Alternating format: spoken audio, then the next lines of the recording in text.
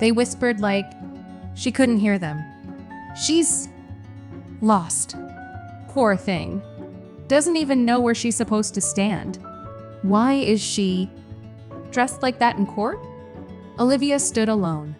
In front of the judge's bench, no lawyer by her side, no stack of legal files. Just a slim folder in her hands and her posture, calm but clearly tense. Her fitted navy blazer clung to her frame, elegant but unassuming. Everyone else in the room looked sharper, louder, more sure of themselves. The judge let out a slow sigh, tapping his pen against the desk. Miss, are you representing someone or yourself today? Olivia didn't flinch. She lifted her gaze for the first time, her voice quiet, steady. I'm here for the truth, Your Honor. A faint murmur rippled through the courtroom. The opposing attorney, a man in an expensive suit, and arrogant smirk, chuckled under his breath. But Olivia didn't look at him. She didn't need to, because in the next few minutes, she was about to prove something no one in that room saw coming. And every single person who had whispered she's lost was about to be dead wrong before that courtroom moment.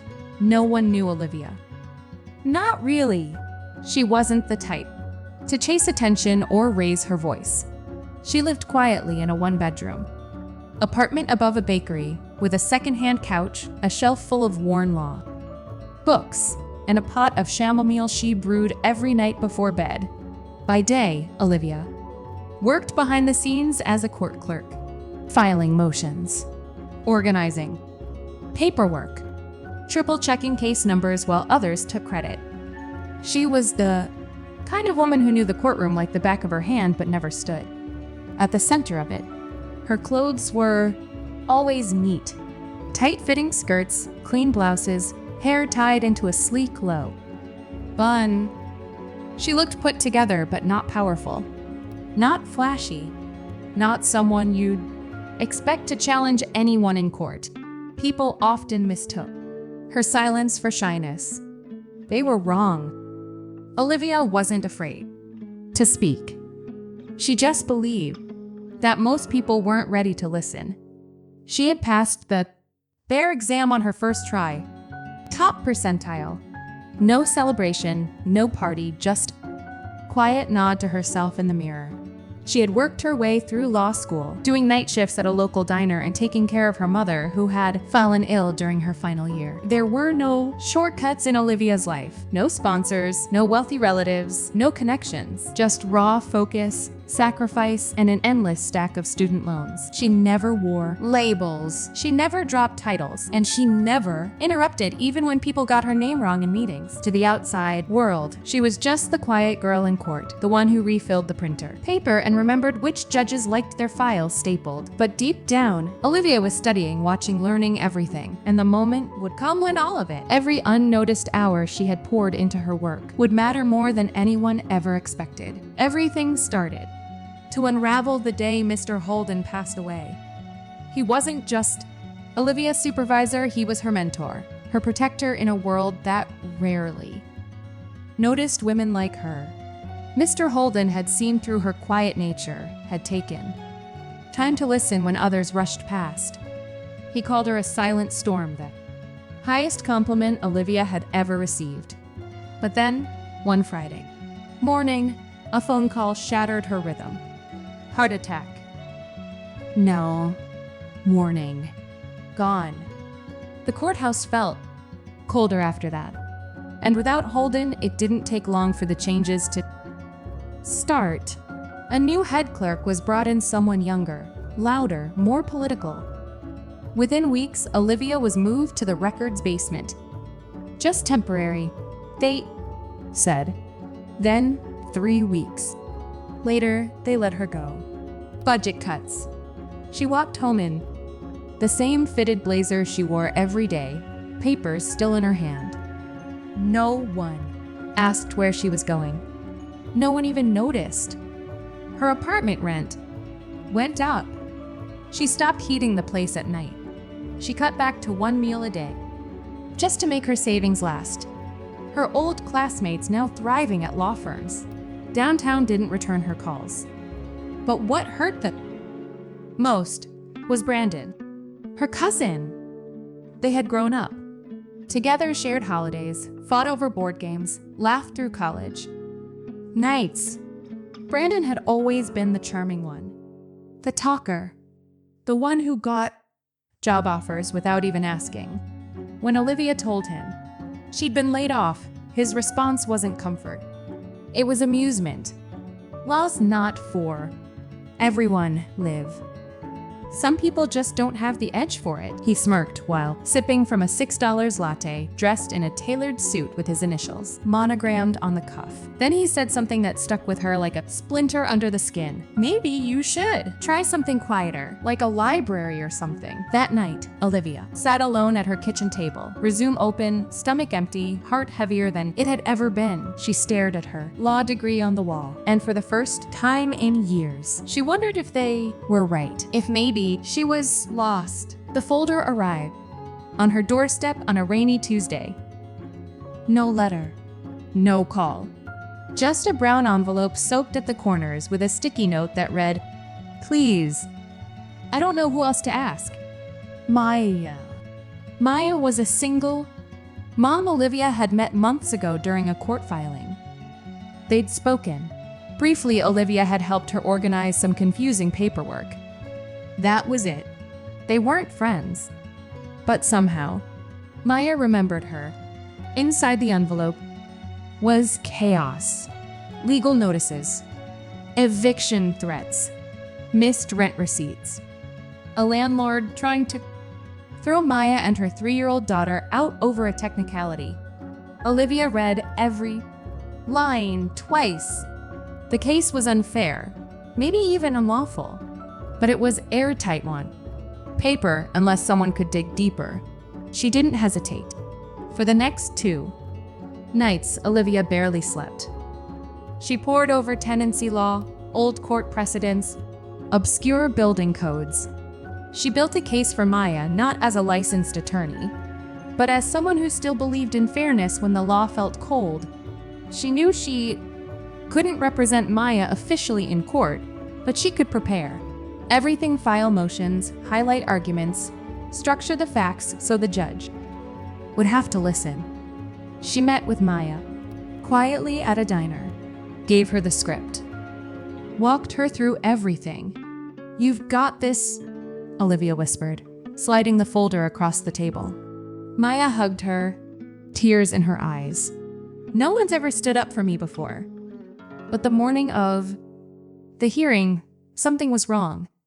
Olivia arrived at the courthouse early just to be nearby in case Maya got nervous. But when the case was called, Maya wasn't there. No call, no message. Only the opposing lawyer stood ready, sharpened, and smug. And to Olivia's horror, it was Brandon, her cousin, the same man who told her she didn't belong in law. The judge looked around. "Is the defendant present?" Silence. Olivia felt her breath catch. Her heart pounded. Then she stood up. "Your Honor," she said, holding the folder against her chest. "If I may speak." Whispers started again. "She's not a lawyer. What's she doing?" "She's lost." But Olivia's voice didn't shake, because for the first time in a long time, she knew exactly what she was doing. The courtroom went still. All eyes turned to Olivia as she stepped forward, clutching Maya's file. Her heels echoed faintly.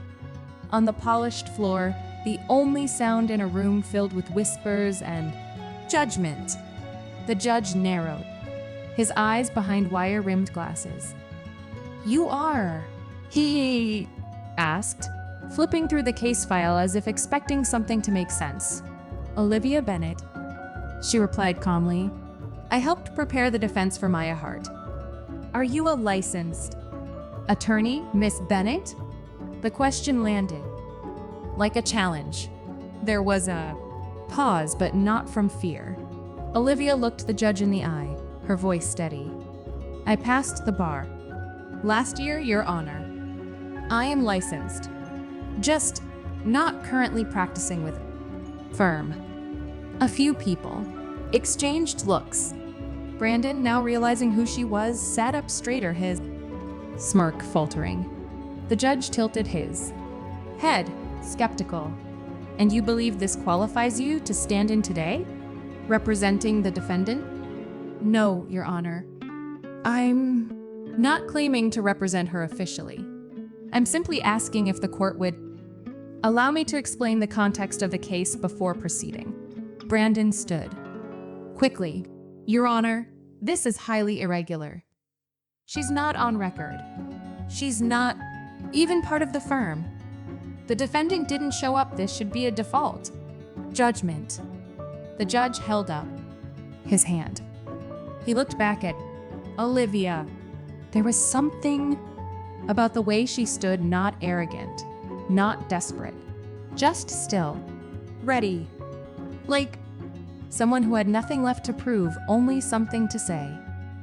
Miss Bennett, I will give you 3 minutes, he said, but choose your words carefully. Brandon scoffed. Under his breath, 3 minutes was nothing, but Olivia didn't rush. She opened the file slowly, flipped to the page she'd already marked, and looked back up. Thank you, Your Honor. Her voice didn't rise. It didn't shake, but it filled the room clear, thoughtful, and laced with something no one expected. Conviction. In the back row, woman whispered to her neighbor, is she really going to fight this? The neighbor replied, she's not just fighting. I think she knows exactly what she's doing. But the judge didn't know that yet. Not yet. Because in the next few minutes, Olivia was going to do more than just speak. She was about to change everything. Olivia took a breath, deep and steady. 3 minutes. That's all the judge had given her. But that was all she needed. She began not with emotion, but with clarity. The lease agreement my heart signed is missing a legally required clause under tenant protection. Code 12BE, Section 3A. The landlord did not notify her of her right to mediation. Before serving a termination notice, she looked up, eyes steady. This makes the eviction filing invalid. The judge blinked. Slowly, Brandon shifted in his seat. Olivia flipped to the next page, highlighted, organized, tabbed with color-coded notes. And here, Your Honor, is the exact wording from a 2019 precedent Garcia vs. Holt Properties, which ruled in favor of the tenant under nearly identical circumstances. Brandon leaned forward. Your Honor, this is a last-minute stunt. The defendant isn't even here. Olivia didn't flinch. She's not here because she was intimidated, harassed. And when someone is struggling to keep a roof over their child's head, legal fear becomes very real. She paused, not for drama, but to let the weight of her words land. I'm not asking this court to break the law. I'm asking it to apply it fairly. The courtroom was silent now. Even the clerk had stopped typing. What Olivia was doing wasn't flashy. She wasn't shouting or accusing. She wasn't tearing Brandon down. She was simply holding the truth up like a mirror. She referenced case, law, statutes, proof of improper notice. She spoke in clean, unpolished English, like someone who understood the law but never tried to use it as a weapon. Even the judge began, leaning forward, scribbling notes. And Brandon, he stopped, interrupting, because for the first time in his career, he realized he wasn't the smartest person in the room? Olivia closed the file gently and looked up. That's all I have to say, Your Honor. It wasn't loud, but it was everything. The judge flipped through the case file again, slower this time. His expression had changed less, dismissive, more focused. Brandon, now visibly tense, adjusted his tie and stood. Your Honor, he said, forcing a chuckle. This is all very impressive for someone not even listed on the docket. But let's be honest here, Tenant Protection Code 12B is outdated. That statute hasn't been successfully applied in over 5 years. Olivia didn't even blink. Actually, she replied calmly. It was applied 10 months ago in McMillan. V's. Rent secure core. I have the court summary right here. She slid a single page across the table with quiet precision. Brandon hesitated, took the paper. His jaw tightened as he read. He had missed it. He, with his paralegal team and expensive suits, had overlooked a case that Olivia found on her own, working from a public library computer with free Wi-Fi and a secondhand briefcase. The judge raised an eyebrow. Mr. Cross, is this accurate? Brandon stammered. I wasn't aware that case had set new precedent, Your Honor. Olivia stood still, her hands folded in front of her, posture perfectly upright. She didn't smirk. She didn't gloat. She just waited. Because Olivia hadn't come to win points. She came to protect someone who had no voice. And now, even the judge could see it. Miss Bennett, he said slowly, you've clearly done your homework. More than some license counsel I've seen in here. Brandon sat down quietly. No more outbursts. The whispers in the courtroom had stopped. Now there was only silence and respect. People didn't see Olivia the same way anymore. Not as a timid woman, fumbling through someone else's trial, but as someone who belonged right where she stood. The judge removed his glasses and looked across the room. Based on the arguments presented and the supporting documentation, he began. This court finds the eviction notice legally insufficient. The case is dismissed. There was a pause, like the whole room was trying to process what had just happened. Then, quietly, soft gasp from the back of the room. Maya. She had finally arrived, out of breath, her toddler cradled on her shoulder. Tears welled in her eyes as she realized what Olivia had done. The case was over. She wouldn't lose her home. Her daughter would still have a bed to sleep in tonight. Brandon sat frozen, staring ahead, lips pressed in a tight line. No one looked at him. The judge had already moved on to the next case, but the moment lingered. Olivia gathered her papers slowly, methodically, just as she always had. But everything was different now. As she stepped into the hallway, Maya ran to her, her voice shaking. I'm so sorry, I didn't make it in time. I was afraid. Olivia placed a hand gently on her shoulder. You're here now, and you won. Maya broke down, sobbing into her coat. A nearby court officer approached Olivia.